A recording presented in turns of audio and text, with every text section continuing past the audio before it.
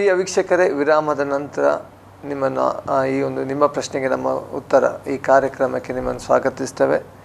ವಿರಾಮದ ಮುಂಚೆ pastor Joseph Jamkhandi ಅವರು ನಮಗೆ ರಕ್ಷಣೆ ಅಂದರೆ ಏನು, ರಕ್ಷಣೆ ಹೊಂದಬೇಕಾದ ಅಗತ್ಯ ಏನು, ಮತ್ತು ಪಾಪ ಈ ಲೋಕಕ್ಕೆ ಹೇಗೆ ಬಂತು ಎಂಬುದಾಗಿ ನಮಗೆ ಆ ಒಂದು ವಿಚಾರವಾಗಿ ನಮಗೆ ಸವಿಸ್ತಾರವಾಗಿ ನಮಗೆ ಹೇಳಿದರು. ಇವತ್ತು ನಮ್ಮನ್ನು ನಾವು ಪರೀಕ್ಷಿಸಿಕೊಳ್ಳುವುದಾದರೆ ನಾವು ಪಾಪದಿಂದ ಅಂದರೆ ರಕ್ಷಣೆ ಹೊಂದುವ ಸಾಧ್ಯತೆ ಇದೆ ಎಂಬುದಾಗಿ ಹೇಳಿದರು. ಹಾಗಾದರೆ ಇವತ್ತು ಇನ್ನೊಂದು ಪ್ರಶ್ನೆ ನಾವು ಪಾಸ್ಟ್ರಲ್ಲಿ ಕೇಳುವ, ನಮ್ಮನ್ನು ಪಾಪದಿಂದ ಬಿಡಿಸುವಂಥ ಅವನು ಯಾರು ಪಾಸ್ಟ್ರೆ? ಅಂದರೆ ಪಾಪದಿಂದ ಬಿಡುಗಡೆ, ಈಗ ದೇವರು ತನ್ನ ಸ್ವರೂಪದಲ್ಲಿ ಉಂಟು ಮಾಡಿದ ಮನುಷ್ಯನನ್ನು, ಆದರೆ ಪಾಪ ಮಾಡಿ ಮನುಷ್ಯನು ಕೆಟ್ಟು ಹೋದ. ಈಗ ಅಲ್ಲಿಂದ ಹೊರಗೆ ಬರುವಂಥ ಯಾವುದಾದ್ರೂ ಒಂದು ಮಾರ್ಗ ಇದೆಯಾ? ಖಂಡಿತವಾಗಿದೆ. ಈಗ ನೋಡಿ, ನನ್ನೊಂದು ವಾಚ್ ಇದೆ, ಇದು ಕೆಟ್ಟರೆ ಇದನ್ನು ರಿಪೇರಿ ಮಾಡಲಿಕ್ಕೆ ವಾಚ್ ಅಂಗಡಿ ಮೆಕ್ಯಾನಿಕ್ ಇದ್ದಾರೆ. ನಿಮ್ಮ ಒಳ್ಳೆ ಕ್ಯಾಮ್ರಾಗಳುಂಟು, ಇದನ್ನು ಕೆಟ್ಟರೆ ಅದನ್ನು ಸರಿ ಮಾಡುವಂಥ ಅಂಗಡಿ ಉಂಟು. ನಿಮ್ಮ ವೆಹಿಕಲ್ಗಳು ಕೆಟ್ಟರೆ ಅದನ್ನು ರಿಪೇರಿ ಮಾಡುವಂಥ ಗ್ಯಾರೇಜ್ಗಳುಂಟು. ಏನೇ ವಸ್ತು ಇರಲಿ, ಅದನ್ನು ಮ್ಯಾನುಫ್ಯಾಕ್ಚರ್ ಮಾಡಿದ್ದು ಒಂದು ಒಬ್ಬರಾದರೆ ಅದನ್ನು ಕೆಟ್ಟಾಗ ಸರಿಪಡಿಸುವವರು ಸಹ ವರ್ಕ್ಶಾಪ್ಗಳಿದ್ದಾವೆ. ಇದನ್ನು ಎಲೆಕ್ಟ್ರಾನಿಕ್ ವಸ್ತುಗಳಾದರೆ ಅದನ್ನು ರಿಪೇರಿ ಮಾಡೋರಿದ್ದಾರೆ. ಆಮೇಲೆ ಮನುಷ್ಯನಿಗೆ ಅಸೌಖ್ಯ ಬಂದರೆ ಅದಕ್ಕೆ ಚಿಕಿತ್ಸೆ ಕೊಡಲಿಕ್ಕೆ ಆಸ್ಪತ್ರೆಗಳುಂಟು. ಅಂದರೆ ಏನೇ ಒಂದು ಹಾಳಾದರೆ ಅದಕ್ಕೊಂದು ಸರಿಪಡಿಸುವಂಥದ್ದು ಸಹ ಇದೆ. ಇಲ್ಲದಿದ್ದರೆ ಈ ಲೋಕವೆಲ್ಲ ಅಸ್ತವ್ಯಸ್ತ ಆಗಿ ಹೋಗ್ತಿತ್ತು. ಏನೇ ವಸ್ತು ಇದ್ದರೂ ಅದು ಹಾಳಾದರೆ ಪುನಃ ನಾವೇನು ಮಾಡ್ತೇವೆ, ಅದನ್ನು ರಿಪೇರಿ ಮಾಡ್ತೇವೆ, ಅದನ್ನು ಸರಿಪಡಿಸಿ ಅದನ್ನು ಯೂಸ್ ಆಗುವಂಥ ರೀತಿಯಲ್ಲಿ ಮಾಡ್ತೀವಿ. ಹಾಗೆಯೇ ಈಗ ಮನುಷ್ಯರಂತ ನಾವು ಪಾಪ ಮಾಡಿ ದೇವರ ಮಹಿಮೆ ಕಳ್ಕೊಂಡು ನಾವು ಕೆಟ್ಟುಬಿಟ್ಟಿದ್ದೇವೆ. ಈ ಕೆಟ್ಟದನ್ನು ಸಹ ರಿಪೇರಿ ಮಾಡಲಿಕ್ಕೆ ದೇವರೊಂದು ಯೋಜನೆ ಮಾಡ್ಕೊಂಡಿದ್ದಾನೆ.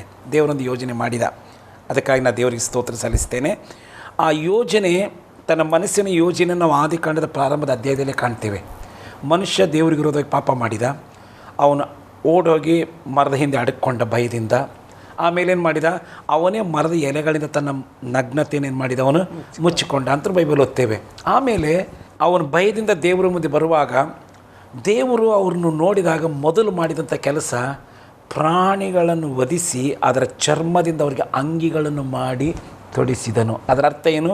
ನಾವು ಬೈಬಲಲ್ಲಿ ಪದೇ ಪದೇ ಓದ್ತೇವೆ, ಮನುಷ್ಯನು ನಗ್ನನಾಗಿರಬಾರ್ದು, ಅವನು ತನ್ನ ಮೈ ಮುಚ್ಚಿಕೊಳ್ಬೇಕು. ಮತ್ತು ಧರ್ಮೋಪದೇಶ ಕಾಂಡದಲ್ಲಿ ಓದ್ತೇವೆ, ಮನುಷ್ಯನು ಮರ್ಯಾದೆಗೆ ತಕ್ಕಂಥ ಉಡುಪುಗಳನ್ನು ತಾನು ಉಟ್ಕೊಳ್ಬೇಕಂತೂ ಬೈಬಲ್ ಇರುತ್ತೆ. ಅಂದರೆ ಮನುಷ್ಯ ನಾವು ನಗ್ನರಾಗಿರೋದು ಇಷ್ಟ ಇಲ್ಲ. ನಾವು ಬಟ್ಟೆ ತೊಡಬೇಕು. ಬಟ್ಟೆ ಒಂದು ವೇಳೆ ನಾವು ಮಾಡಿದ ಪಾಪ ದೆಸೆಯಿಂದ ನಮಗೆ ಸಿಕ್ಕಿದಾದರೂ ಸಹ ದೇವರ ಉದ್ದೇಶ ನಾವು ನಗ್ನಾಗಿರ್ಬೋದು. ಈಗ ಈ ದೇವರು ಅಲ್ಲಿ ಪ್ರಾಣಿಗಳನ್ನು ವಧೆ ಮಾಡಿ ಚರ್ಮದ ಅಂಗಿಗಳನ್ನು ಅವರಿಗೆ ತೊಡಿಸಿದನು, ಮುಚ್ಚಿದನು ಅಂತ ಓದ್ತೀವಿ. ಅದು ಭಾಳ ಒಂದು ದೊಡ್ಡದಾದ ಒಂದು ಆತ್ಮಿಕ ಅರ್ಥ ಇದರಲ್ಲಿದೆ. ಏನು ಅರ್ಥ ಅಂತಂದರೆ, ಅಲ್ಲಿ ದೇವರು ಪ್ರಾಣಿಗಳನ್ನು ವಧಿಸಿದೆ, ರಕ್ತ ಚೆಲ್ಲಲ್ಪಟ್ಟಿತು, ಆಮೇಲೆ ಅಂಗಿಗಳನ್ನು ಮಾಡಿ ತೊಡಿಸಿದ. ಅದು ಏನು ಸೂಚಿಸ್ತಾ ಇತ್ತಂತಂದರೆ, ಮುಂದೆ ಲೋಕದ ಮಾನವರನ್ನು ಪಾಪದಿಂದ ಬಿಡಿಸಿ ರಕ್ಷಿಸುವುದಕ್ಕಾಗಿ ಯಜ್ಞರ ಕುರಿಮರಿಯಾಗಿರುವಂಥ ಯೇಸು ಕ್ರಿಸ್ತನು, ತನ್ನ ಪ್ರಿಯ ಕುಮಾರನ ಯೇಸು ಕ್ರಿಸ್ತನು ಲೋಕಕ್ಕೆ ರಕ್ಷಕನಾಗಿ ಬರಲಿಕ್ಕಿದ್ದಾನೆ ಎಂಬುದರ ಬಗ್ಗೆ ಮೌನವಾಗಿ ಆ ಸತ್ಯ ಮಾತಾಡ್ತಾ ಇತ್ತು. ಅಂದರೆ ಒಬ್ಬಾತನು ಬರ್ತಾನೆ, ಲೋಕದ ಮಾನವರ ಪಾಪದಿಂದ ಬಿಡಿಸೋದಕ್ಕಾಗಿ ತನ್ನ ಪ್ರಾಣವನ್ನು ಶಿಲುಬೆಯಲ್ಲಿ ಬಲಿಯಾಗಿ ಅರ್ಪಿಸ್ತಾನೆ, ತನ್ನ ರಕ್ತವನ್ನು ಚೆಲ್ತಾನೆ. ಅದರ ಮೂಲಕವಾಗಿ ಅವರಿಗೆ ಚರ್ಮದ ಅಂಗಿ ತೊಡಿಸಿದ, ಆದರೆ ನಮಗೆ ಏಷಾಯ 61:10 ಓದ್ತೇವೆ, ನಮಗೆ ರಕ್ಷಣೆಯ ವಸ್ತ್ರವನ್ನು ತೊಡಿಸಿ ಅದರ ಮೇಲೆ ನೀತಿಯ ನಿಲುವಂಗಿಯನ್ನು ನಮಗೆ ತೊಡಿಸ್ತಾನೆ ಅಂತ ಓದ್ತೇವೆ. ಅಂದರೆ ಕ್ರಿಸ್ತನ ಶಿಲುಬೆಯ ಮರಣದ ಮೂಲಕವಾಗಿ ಪಾಪಿಗಳಾದಂಥ ಮನುಷ್ಯರಿಗೆ ದೇವರು ರಕ್ಷಣೆಯ ವಸ್ತ್ರ, ನೀತಿಯ ನಿಲುವಂಗಿಯನ್ನು ತೊಡಿಸುವುದಕ್ಕೋಸ್ಕರವಾಗಿ, ದೇವರು ಪಾಪಿಗಳಾದ ಮನುಷ್ಯರಿಗೋಸ್ಕರ, ಅವರ ರಕ್ಷಣೆಗಾಗಿ, ಅವ್ರನ್ನ ಪಾಪದಿಂದ ಬಿಡಿಸುವುದಕ್ಕಾಗಿ ದೇವರು ಹಾಕಿಕೊಂಡ ದೊಡ್ಡ ಯೋಜನೆ, ದೇವರು ತನ್ನ ಪ್ರಿಯ ಕುಮಾರದ ಯೇಸು ಕ್ರಿಸ್ತನಿಗೆ ಲೋಕಕ್ಕೆ ಕಳಿಸಿಕೊಡುವಂಥ ಯೋಜನೆ. ಇದು ನಿನ್ನೆ ಮೊನ್ನೆ ಯೋಜನೆ ಅಲ್ಲ. ಇದೆಲ್ಲ ಆಗುವಂಥ ಘಟನೆ ದೇವರಿಗೆ ಗೊತ್ತಿದ್ದರಿಂದಲೇ ದೇವರು ತನ್ನ ಪ್ರಿಯ ಕುಮಾರದ ಯೇಸು ಕ್ರಿಸ್ತನ ಲೋಕದ ಮಾನವರನ್ನು ಪಾಪದಿಂದ ಬಿಡಿಸಿ ರಕ್ಷಿಸುವುದಕ್ಕಾಗಿ ಈ ಲೋಕಕ್ಕೆ ಕಳಿಸಿಕೊಡಬೇಕೆಂಬುದು ದೇವರ ಅನಾದಿ ಯೋಜನೆ. ಈಗ ಯೇಸು ಕ್ರಿಸ್ತನು ಲೋಕಕ್ಕೆ ಬಂದ ನಿಜ. ಆತನು ನಮ್ಮನ್ನು ಪಾಪಗಳಿಂದ ಬಿಡಿಸಿ ರಕ್ಷಿಸೋದಕ್ಕೆ ಬಂದನು. ಆತನೊಬ್ಬನೇ ನಮ್ಮನ್ನು ಪಾಪಗಳಿಂದ ಬಿಡಿಸಲಿಕ್ಕೆ ಶಕ್ತನೆಂಬುದಕ್ಕೆ ಹೇಳಲಿಕ್ಕೂ ಕಾರಣ. ಯಾಕಂದರೆ ಯೇಸು ಸ್ವತಃ ದೇವರು ಮನುಷ್ಯ ರೂಪದಲ್ಲಿ ಆತನೇನಾಗಿದ್ದಾನೆ ಈ ಭೂಮಿಗೆ ನಮ್ಮನ್ನು ಪಾಪದಿಂದ ಬಿಡಿಸಿ ರಕ್ಷಿಸೋದಕ್ಕಾಗಿ ಈ ಭೂಮಿಗೆ ಆತನು ಬಂದನು. ಈಗ ಆತನು ಕನ್ಯೆ ಮರಿಯಳಲ್ಲಿ ಲೋಕದಲ್ಲಿ ಹುಟ್ಟಿದ ನಿಜ. ಆತನು ಶರೀರ ಸಂಬಂಧದಿಂದಾಗಲಿ ಕಾಮದಿಂದಾಗಲಿ ಪುರುಷ ಸಂಕಲ್ಪದಿಂದಾಗಲಿ ಲೋಕದಲ್ಲಿ ಆತನು ಹುಟ್ಟಲಿಲ್ಲ. ಕನ್ಯೆ ಮರಿಯಳು ಪವಿತ್ರಾತ್ಮದಿಂದ ಗರ್ಭಧರಿಸಿ ಯೇಸುವನ್ನು ಆಕೆ ಹಡೆದಳು. ಆಮೇಲೆ ಯೇಸು ಆತನು ಹುಟ್ಟುವ ಸಮಯದಲ್ಲಿ ದೂತನು ಹೇಳ್ತಾನೆ, ಗಬ್ರಿಯೇಲ್ ದೂತನು ಹೇಳ್ತಾನೆ, ಮರಿಯಳೇ ನೀನೊಬ್ಬ ಮಗನನ್ನು ಹಿಡಿತಿ, ಆ ಹುಟ್ಟುವ ಮಗನು ಪವಿತ್ರ ಶಿಶು ಎನಿಸಿಕೊಳ್ಳುವನಂತ ಹೇಳಿದನು. ಅಂದರೆ ಹುಟ್ಟುವಾಗಲೇ ಆತನು ಯಾರಾಗಿದ್ದಾನೆ? ಪವಿತ್ರನು. ಈಗ ನಾವು ಯಾರು? ಜನ್ಮ ಪಾಪಿಗಳು, ನಾವು ಕರ್ಮ ಪಾಪಿಗಳು. ನಾವು ಹುಟ್ಟುವಾಗಲೇ ಪಾಪಿಗಳಂತೆ ಹೆಸರಿನೊಂದಿಗೆ ಹುಟ್ಟಿದ್ದೇವೆ. ಪಾಸ್ಟರ್, ಇದರ ಮಧ್ಯದಲ್ಲಿ ಜನ್ಮ ಪಾಪಿಗಳು ಮತ್ತು ಕರ್ಮ ಪಾಪಿಗಳು ಅಂತ ಹೇಳ್ತಾರೆ, ಅರ್ಥ ಏನು? ಅದನ್ನು ವಿವರಿಸ್ತೇನೆ. ಈಗ ನಾವು ಆದಮ ಹವ್ವರು ಪಾಪ ಮಾಡಿದರು, ನಾವು ಅವನು ಅನುವಂಶಜರಾಗಿ ಹುಟ್ಟಿರುವುದರಿಂದ ನಾವು ಜನ್ಮ ಪಾಪಿಗಳು. ಅಂದರೆ ಆದಾಮನ ವಂಶದಿಂದ ಬಂದಂಥದ್ದು. ಹಾಗಾಗಿ ನಾವು ಜನ್ಮ ಪಾಪಿಗಳು. ಕರ್ಮ ಪಾಪಿಗಳಂತಂದರೆ ನಮ್ಮ ತಿಳುವಳಿಕೆಗೆ ನಮ್ಮ ತಿಳುವಳಿಕೆ ಯಾವಾಗ ಸ್ಟಾರ್ಟ್ ಆಗುತ್ತೋ ಆವಾಗ ನಾವು ಏನೇನು ಮಾಡ್ತೀವೋ ಅದೆಲ್ಲ ಪಾಪ. ಅಂದರೆ ದೇವರಿಗೆ ವಿರುದ್ಧವಾಗಿ ಮಾಡ್ತಾರೆ. ಈಗ ಉದಾಹರಣೆಗೆ ಸಣ್ಣ ಮಕ್ಕಳಿರ್ತಾರೆ. ಈಗ ಸಣ್ಣ ಮಕ್ಕಳಿಗೆ ಸ್ವಾಮಿ ಹೇಳ್ತಾನೆ, ಮಕ್ಕಳನ್ನ ನನ್ನ ಹತ್ರ ಬರಗೊಡಿಸಿರಿ, ಪರಲೋಕ ರಾಜ್ಯ ಅವ್ರದ್ದೇ ಅಂತ ಹೇಳ್ತಾನೆ. ಯಾಕೆ ಹೇಳಿದಂದರೆ ಅವರಲ್ಲಿ ಜನ್ಮ ಪಾಪವಿದ್ದರೂ ಅಲ್ಲಿ ಕರ್ಮ ಪಾಪವಿಲ್ಲ. ಯಾರಿಗೆ? ಸಣ್ಣ ಮಕ್ಕಳಿಗೆ. ಅವ್ರು ಏನಾರು ಮಾಡಿದ್ರು, ತಪ್ಪು ಮಾಡಿದ್ರು ಪಾಪ ಅಂತ ಅದು ಗ್ರಹಿಸಿಕೊಳ್ಳುವಂಥ ಜ್ಞಾನ, ಶಕ್ತಿ, ತ್ರಾಣ ಆ ಮಕ್ಕಳಿಗಿಲ್ಲ. ಜನ್ಮ ಪಾಪವಿದೆ, ಅದರಲ್ಲಿ ಏನಿಲ್ಲ, ಕರ್ಮ ಪಾಪವಿಲ್ಲ. ಅದಕ್ಕಾಗಿ ಸ್ವಾಮಿ ಹೇಳ್ತಾನೆ, ಮಕ್ಕಳನ್ನ ಹತ್ರ ಬರಗೊಡಿಸಿರಿ, ಪರಲೋಕ ರಾಜ್ಯ ಅವ್ರದ್ದೇ. ನೀವು ಅವರಿಗೋಸ್ಕರ ಅವ್ರನ್ನ ಸ್ವರ್ಗ ಕಳ್ಸೋಕ್ಕೆ ನೀವು ಏನು ಸ್ಪೆಷಲ್ ಕೆಲಸ ಮಾಡಬೇಕಾದ ಅಗತ್ಯ ಇಲ್ಲ. ಆದರೆ ಯಾವಾಗ ಒಬ್ಬ ಮನುಷ್ಯನ ತಿಳುವಳಿಕೆ ಜ್ಞಾನ ಬರಲಿಕ್ಕೆ ಶುರುವಾಗುತ್ತೋ ಆವಾಗ ಅವನು ಏನು ತಪ್ಪು ಮಾಡಿದರೂ ಸಹ ದೇವ್ರ ಲೆಕ್ಕದಲ್ಲಿ ಪಾಪ ಅಂತದೆ, ಆ ಪಾಪ ಆಗ್ತದೆ. ಅದಕ್ಕೆ ಕರ್ಮ ಪಾಪ. ಅಂದರೆ ತಿಳುವಳಿಕೆಗೆ ಬಂದ ನಂತರ ನಾವು ನಡೆಸುವಂಥ ಕೆಲಸಗಳು, ದೇವರಿಗೆ ವಿರೋಧವಾಗಿ ನಡೆಸುವಂಥ ಪ್ರತಿಯೊಂದು ಕೆಲಸಗಳು ಅದು ದೇವರ ಎಣಿಕೆಯಲ್ಲಿ ಪಾಪವಾಗಿ ಪರಿಗಣಿಸ್ತದೆ. ಹಾಗಾಗಿ ಈ ಪಾಪಿಗಳ ನಮ್ಮನ್ನು ಪಾಪದಿಂದ ಬಿಡಿಸಲಿಕ್ಕೆ ಈ ಲೋಕದಲ್ಲಿ ಬೇರೆ ಯಾವ ಮಾರ್ಗನೇ ಇರಲಿಲ್ಲ. ಈಗ ಮನುಷ್ಯನೇ ಮಾಡ್ತಾನೆ, ನಾನು ಪಾಪದಿಂದ ಬಿಡುಗಡೆ ಹೊಂದಿಕೊಳ್ಳಲಿಕ್ಕೆ ತನ್ನದೇ ಆದಂಥ ಏನೇನೋ ಯೋಜನೆ, ಏನೇನೋ ಕಾರ್ಯಗಳನ್ನು ಮಾಡಿಕೊಂಡು ತನ್ನ ಪ್ರಯತ್ನದಿಂದ ಮೇಲೆ ಹೋಗಲಿಕ್ಕೆ ನೋಡ್ತಾನೆ. ಇದು ನಮ್ಮ ಪ್ರಯತ್ನಗಳಿಂದ ಮೇಲೆ ಹೋಗಲಿಕ್ಕೆ ಆಗುವಂಥದ್ದಲ್ಲ. ಇದು ನಮ್ಮಿಂದ ಅಸಾಧ್ಯ. ನಾವು ಒಂದು ಕಡೆಯಲ್ಲಿ ಕೀರ್ತನೆಯಲ್ಲಿ ಕಾಣಿಸುತ್ತೆ, 65ನೇ ಕೀರ್ತನೆ 3ನೇ ವಚನ ಹೀಗೆ ಓದ್ತೇವೆ. 65ನೇ ಕೀರ್ತನೆ 3ನೇ ವಚನ, ನನ್ನ ಪಾಪಗಳನ್ನು ನಿವಾರಿಸಲು ನನ್ನಿಂದ ಆಗೋದಿಲ್ಲ, ಆದರೆ ನಮ್ಮ ದೋಷ ಪರಿಹಾರಕನು ನೀನೇ. ಈ ಕೀರ್ತನೆ ಬರ್ತದ ದಾವೀದನು ಒಂದು ಸತ್ಯ ನಮ್ಮ ಮುಂದೆ ಇಡ್ತಾ ಇದ್ದಾನೆ. ಅವನೊಬ್ಬ ದೊಡ್ಡ ದಾವೀದನು ಯಾರು ನಮಗೆ ಗೊತ್ತಿದೆ, ಅರಸ, ದೇಶವನ್ನು ಆಳ್ತಾ ಇದ್ದಾನೆ, ಹಣ ಇದೆ, ತೋಳ್ಬಲ ಇದೆ, ಆಮೇಲೆ ಅವನಿಗೆ ಬೆಳ್ಳಿ ಬಂಗಾರ ಅರಮನೆ, ಅವನಿಗೆ ಇಲ್ಲದೆ ಇರೋದು ಅವನಿಗೆ ಇಲ್ಲದೆ ಇರೋದು ಒಂದು ಇಲ್ಲ, ಎಲ್ಲ ಇದೆ. ಆದರೆ ಮತ್ತು ಅವನು ತನ್ನ ಸಾಮರ್ಥ್ಯದಿಂದ ಎಷ್ಟೋ ರಾಷ್ಟ್ರಗಳನ್ನು ಗೆದ್ದಂಥ ಮನುಷ್ಯ, ಸಾಮರ್ಥ್ಯವುಳ್ಳಂಥ ಮನುಷ್ಯ. ಆದರೆ ಹೇಳ್ತಾರೆ, ನನಗೆ ಏನೆಲ್ಲ ಸಾಧನೆ ಮಾಡಿದ್ದೀನಿ, ಏನೆಲ್ಲ ಸಾಮರ್ಥ್ಯ ನನಗುಂಟು, ಆದರೆ ಒಂದು ವಿಷಯದ ನಾನು ಅಸಮರ್ಥನ ಅಂತ ಹೇಳ್ತಾನೆ. ಯಾವುದು? ನನ್ನ ಪಾಪಗಳನ್ನು ನಿವಾರಿಸಿಕೊಳ್ಳಲು ನನ್ನಿಂದ ಆಗಲ್ಲ. ನಾನು ದೊಡ್ಡ ಅರಸನ, ಹೌದು, ಬೆಳ್ಳಿ ಬಂಗಾರ ಐಶ್ವರ್ಯ ಸ್ವತ್ತು ಎಲ್ಲ ನನ್ನ ಹತ್ರ ಇದೆ, ಆದರೆ ನನ್ನ ಪಾಪ ನಾನು ನಿವಾರಿಸಿಕೊಳ್ಳಿಕ್ಕಾಗಲ್ಲ. ಈಗ ನನ್ನ ಪಾಪ ನಾನೇ ನಿವಾರಿಸಿಕೊಳ್ಳಿಕ್ಕೆ ಹೋಗೋದು ಒಂದೇ. ಈಗ ಒಬ್ಬ ಮನುಷ್ಯ, ಈಗ ನನ್ನ ತಲೆಯಲ್ಲಿ ಹೇಗೂ ಕೂದಲೇ ಇಲ್ಲ, ಈಗ ನೀವು ಕೂದಲ ಇರುವಂಥವ್ರು, ನಿಮಗೆ ಜಸ್ಟ್ ಒಂದು ಎಕ್ಸಾಂಪಲ್ ಹೇಳ್ತೇನೆ ಅಷ್ಟೇ. ಈಗ ನಿಂತಲ್ಲಿ ನಿಂತ್ಕೊಂಡು ನಿಮ್ಮ ಕೂದಲ ಹಿಡ್ಕೊಂಡು ನಿಮ್ಮನ್ನು ಒಂದು ಭೂಮಿಯಿಂದ ಒಂದು ಇಂಚ್ ಎಬ್ಬಿಸ್ಕೊಳ್ಳಿಕ್ಕೆ ನಿಮ್ಮಿಂದ ಆಗುತ್ತಾ? ಒಂದು 2 ಇಂಚ್ ನಿಮ್ಮನ್ನೇ ನೀವು ಗಟ್ಟಿ ಹಿಡ್ಕೊಂಡು ನಾನು ಹೇಳ್ಬೇಕು ಅಂತೇಳಿ ಎಷ್ಟೇ ನೀವು ಪ್ರಯತ್ನ ಮಾಡಿದರೂ ಒಂದು ನೂಲು ನಿಮ್ಮನ್ನು ನೀವು ಎತ್ಕೊಳ್ಳಿಕ್ಕಾಗಲ್ಲ.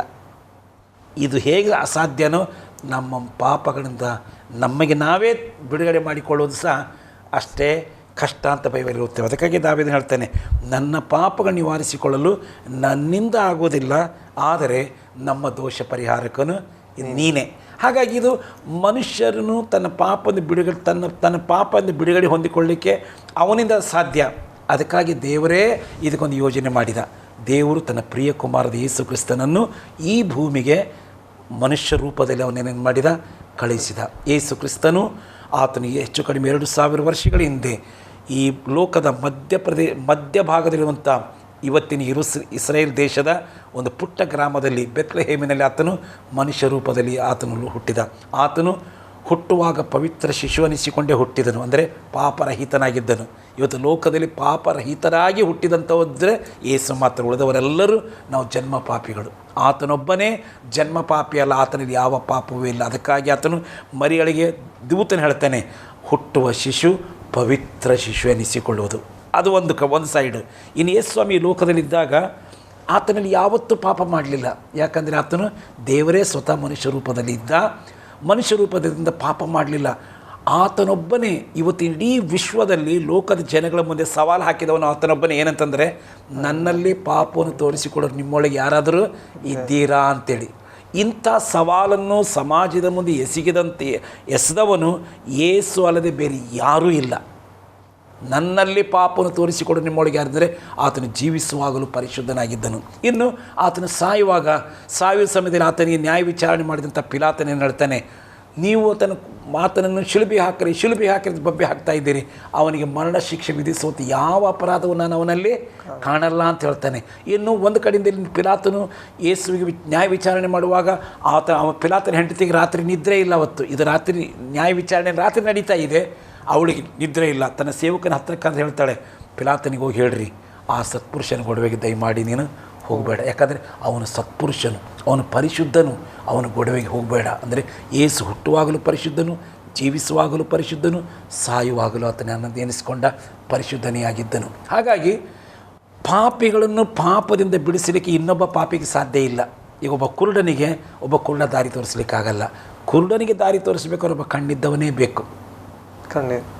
ಕುರುಡನನ್ನು ದಾರಿ ತೋರಿಸಲಿಕ್ಕೆ ಸಾಧ್ಯ ಇಲ್ಲ.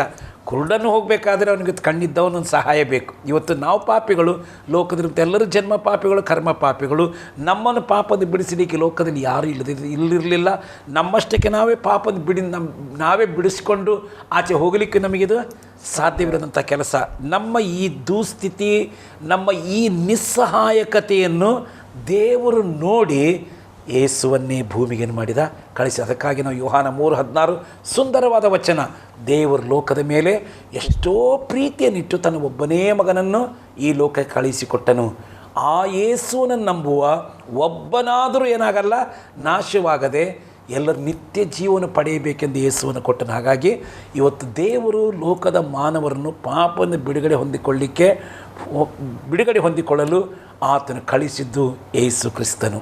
ಅದಕ್ಕಾಗಿ ಪೇತ್ರನು ಹೇಳ್ತಾನೆ, ಆಕಾಶದ ಕೆಳಗೆ ಈ ಭೂಮಿಯ ಮೇಲೆ ಮನುಷ್ಯರೊಳಗೆ ಕೊಡಲ್ಪಟ್ಟಿರುವ ಆ ಹೆಸರಿನಿಂದಲೇ ಅಲ್ಲದೆ ರಕ್ಷಣೆಗೆ ಬೇರೆ ನಾಮ ಇಲ್ಲ. ಅಪೊಸ್ತಲರ ಕೃತ್ಯಗಳು 4ನೇ ಅಧ್ಯಾಯದ 12ನೇ ವಚನದಲ್ಲಿ ಓದ್ತೇವೆ.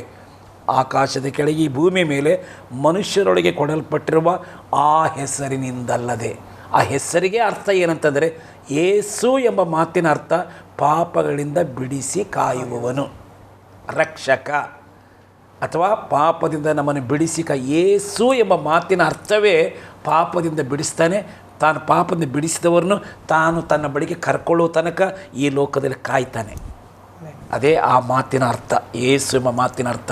ಇವತ್ತು ಯೇಸು ದೇವರಿಂದ ಈ ಭೂಮಿಗೆ ಕಳಿಸಲ್ಪಟ್ಟಂಥ ರಕ್ಷಕನು. ಅದಕ್ಕಾಗಿ ಯೇಸು ಹುಟ್ಟಿದ ದಿವಸ ದೂತರು ಏನಂತ ಹೇಳಿದರು, ಕುರಿ ಮೇಯಿಸಿದ ಕುರುಬರಿಗೆ ಹೇಳ್ತಾನೆ, ಹೆದರಬೇಡಿರಿ, ಕೇಳಿರಿ, ಜನರಿಗೆಲ್ಲ ಮಹಾ ಸಂತೋಷವನ್ನುಂಟು ಮಾಡುವ ಶುಭ ಸಮಾಚಾರ ನಾನು ನಿಮಗೆ ತಂದಿದ್ದೇನೆ. ಅದೇನೆಂದರೆ, ಈ ಹೊತ್ತು ದಾವೀದನೂರಲ್ಲಿ ಒಬ್ಬ ರಕ್ಷಕನು ಹುಟ್ಟಿದ್ದಾನೆ, ಪಾಪದಿಂದ ಬಿಡಿಸುವವನೊಬ್ಬನು ಹುಟ್ಟಿದ್ದಾನೆ.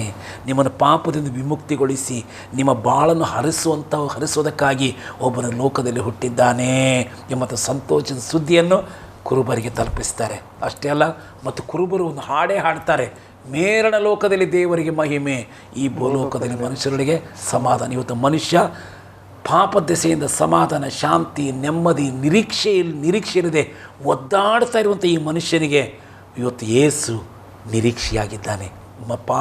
ಪಾಪದಿಂದ ಸಮಾಧಾನ, ಶಾಂತಿಯನ್ನು ಕಳ್ಕೊಂಡಂಥ ಮನುಷ್ಯನಿಗೆ ಯೇಸು ಬಂದದ್ದು ಅವನಿಗೆ ಸಮಾಧಾನ ಕೊಡಲಿಕ್ಕೆ, ಶಾಂತಿಯನ್ನು ಕೊಡಲಿಕ್ಕೆ ಆತನು ಬಂದಿದ್ದಾನೆ. ಇವತ್ತು ದೇವರು ಇಡೀ ಲೋಕದ ಮಾನವರನ್ನು ಪಾಪದಿಂದ ಬಿಡಿಸೋದಕ್ಕಾಗಿ ಕಳಿಸಿಕೊಟ್ಟಂಥವನು ಯೇಸು ಕ್ರಿಸ್ತನು. ಯೇಸು ಕ್ರಿಶ್ಚಿಯನರಿಗೆ ದೇವರಲ್ಲ, ಯೇಸು ಲೋಕಕ್ಕೆ ದೇವರು ಲೋಕದ ಮೇಲೆ ಎಷ್ಟೋ ಪ್ರೀತಿನಿಟ್ಟ, ಕ್ರಿಶ್ಚಿಯನರ ಮೇಲೆ ಪ್ರೀತಿ ಇಟ್ಟಂತ ಬಂದಿಲ್ಲ. ಯೇಸು ಕ್ರಿಶ್ಚಿಯನ್ನೂ ಅಲ್ಲ, ಯೇಸು ಕ್ರೈಸ್ತನೂ ಅಲ್ಲ, ಯೇಸು ಕ್ರೈಸ್ತ ಮತ ಸ್ಥಾಪನೆಯೂ ಮಾಡಲಿಲ್ಲ. ಯೇಸು ಬಂದದ್ದು ಕೆಟ್ಟು ಹೋಗಿರೋ ಪಾಪಿಗಳನ್ನು ಹುಡುಕಿ ರಕ್ಷಿಸೋದಕ್ಕೆ. ಪಾಪಿಗಳು ಇಡೀ ಲೋಕದಲ್ಲೇ ಇದ್ದಾರೆ, ಯಾವುದೋ ಒಂದು ಊರಿಗೆ ಸಂಬಂಧಪಟ್ಟದ್ದಲ್ಲ ಇದು. ಪಾಪಿಗಳಿಗೆ ಸಾರ್ವತ್ರಿಕವಾದದ್ದು ಇದು. ಇಡೀ ಲೋಕದ ಮಾನವರನ್ನು ಪಾಪದಿಂದ ಬಿಡಿಸಿ ರಕ್ಷಿಸೋದಕ್ಕಾಗಿ ಯೇಸು ಕ್ರಿಸ್ತನ ಲೋಕಕ್ಕೆ ಬಂದನು. ಇವತ್ತು ನಾನು ಮತ್ತು ನೀವು ಅಥವಾ ಯಾರೇ ಆಗಿರಲಿ, ನಮಗೆ ಪಾಪದಿಂದ ಬಿಡುಗಡೆ ಬಹಳ ಅವಶ್ಯ. ಪಾಪದಿಂದ ಬಿಡಿಸುವಂಥವನು ಯೇಸು ಕ್ರಿಸ್ತನು. ಪಾಪದಿಂದ ಬಿಡಿಸುವಂಥವನು ಯೇಸು ಕ್ರಿಸ್ತನು. ಆತನು ದೇವರಿಂದ ಕಳಿಸಲ್ಪಟ್ಟಂಥ ರಕ್ಷಕನು ಎಂಬಂಥ ಈ ಸತ್ಯ ನಾವು ಸ್ಪಷ್ಟವಾಗಿ ತಿಳ್ಕೊಳ್ಬೇಕು. ಯೇಸು ನಮಗಾಗಿ ಲೋಕಕ್ಕೆ ಬಂದನು, ನಮಗಾಗಿ ಕ್ರೂಜೆಯಲ್ಲಿ ಪ್ರಾಣ ಕೊಟ್ಟನು, ನಮಗಾಗಿ ತನ್ನ ಪವಿತ್ರ ರಕ್ತವನ್ನು ಚೆಲ್ಲಿದನು. ಆತನು ಸತ್ತನು, ಆತನು ಹೂಣಿಟ್ಟರು. ಆದರೆ ದೇವರಿಗೆ ಸ್ತೋತ್ರ, 3ನೇ ದಿನ ಸಮಾಧಿಯೊಳಗಿಂದ ಆತನು ಜೀವಿತನಾಗಿ ಎದ್ದು ಬಂದನು. 40 ದಿನಗಳ ತನಕ ಅನೇಕರಿಗೆ ಕಾಣಿಸಿಕೊಂಡು ಪುನಃ ಶಿಷ್ಯರ ಸಮಕ್ಷಮದಲ್ಲಿ ತಾನು ಎಲ್ಲಿಂದ ಬಂದಿದ್ದನು ಆ ಸ್ವರ್ಗಕ್ಕೆ ಮತ್ತೆ ಏರಿ ಹೋಗಿ ಅಲ್ಲಿ ಸಿಂಹಾಸನ ರೂಢನಾಗಿದ್ದಾನೆ. ಯೇಸು ಕ್ರಿಸ್ತನು ಲೋಕಕ್ಕೆ ರಕ್ಷಕನು ಎಂಬುದನ್ನು ಈ ಒಂದು ಸ್ಥಳದಿಂದ ನಾನು ಭಾಳ ಸ್ಪಷ್ಟವಾಗಿ ತಿಳಿಸ್ತಾ ಇದ್ದೇನೆ. ಆಮೇಲೆ ಪ್ರಿಯ ವೀಕ್ಷಕರೇ, ನಿಜವಾಗಿ ಪಾಸ್ಟರ್ ಹೇಳಿದರು, ಇವತ್ತು ನಿಮ್ಮ ಪ್ರಶ್ನೆ ಆಗಿರ್ಬೋದು, ನಮ್ಮನ್ನು ಪಾಪದಿಂದ ಬಿಡಿಸುವವನು ಯಾರಾದರೂ ಇದ್ರಾ ಎಂಬುದಾಗಿ.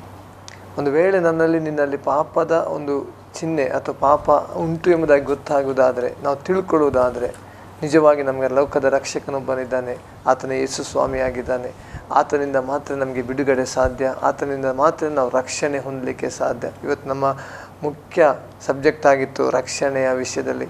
ರಕ್ಷಣೆ ಕೊಡುವ ಒಬ್ಬನು ದೇವರು, ಪಾಪದಿಂದ ಬಿಡಿಸಿ ಕಾಯುವ ಒಬ್ಬನು ದೇವರು. ಆತನ ಹೆಸರೇ ಹೇಳ್ತದೆ, ಆತ ಯೇಸು ಆ ಪಾಪದಿಂದ ಬಿಡಿಸಿ ರಕ್ಷಿಸಿ ಕಾಯುವನೆಂಬುದಾಗಿ ಪಾಸ್ಟರ್ ನಮಗೆ ವಿಸ್ತಾರವಾಗಿ ಹೇಳಿದರು. ಇದನ್ನೇ ನಾವು ಮುಂದುವರಿಸಲಿಕ್ಕಿದ್ದೇವೆ. ಇನ್ನು ಅನೇಕ ಪ್ರಶ್ನೆಗಳು ನಮ್ಮ ಮುಂದೆ ಇದೆ, ಅದನ್ನು ಇನ್ನೊಂದು ಸಂಚಿಕೆಯಲ್ಲಿ ನಾವು ಮುಂದುವರಿಸಲಿಕ್ಕಿದ್ದೇವೆ. ಅಲ್ಲಿವರೆಗೆ ನೀವು ತಪ್ಪದೆ ವೀಕ್ಷಿಸಿ ಆಶ್ರಯ ಟಿ ವಿ. ನಮ್ಮ ಮಧ್ಯದಲ್ಲಿ ಆಶ್ರಯ ಟಿ ವಿಗೆ ತಮ್ಮ ಬಿಡುವಿಲ್ಲದ ಸಮಯದಲ್ಲಿ ಬಿಡುವು ಮಾಡಿಕೊಂಡು ಈ ಒಂದು ನಿಮ್ಮ ಪ್ರಶ್ನೆಗೆ ನಮ್ಮ ಉತ್ತರ ಈ ಕಾರ್ಯಕ್ರಮದಲ್ಲಿ ಬಂದು ನಮ್ಮ ವೀಕ್ಷಕರೆಲ್ಲರಿಗೂ ಈ ಒಂದು ವಿಷಯವಾಗಿ ನಮಗೆ ವಿಸ್ತಾರವಾಗಿ ತಿಳಿಸಿಕೊಟ್ಟಂಥ ದೇವ ಸೇವಕರಿಗೆ ಆಶ್ರಯ ಟಿ ವಿ ಪರವಾಗಿ ಆರ್ಥಿಕವಾದಂಥ ವಂದನೆ ಹೇಳೋಣ. Pastor, praise lord. ದೇವರು ನಿಮ್ಮನ್ನು ವಿಶೇಷವಾದ ರೀತಿಯಲ್ಲಿ ಆಶೀರ್ವಾದ ಮಾಡಿ. ಇನ್ನೊಂದು ಕಾರ್ಯಕ್ರಮದಲ್ಲಿ ಇದನ್ನು ಮುಂದುವರಿಸಲಿಕ್ಕಿದ್ದೇವೆ. ತಪ್ಪದೆ ವೀಕ್ಷಿಸಿ ಆಶ್ರಯ ಟಿ ವಿ. ವಂದನೆಗಳೊಂದಿಗೆ.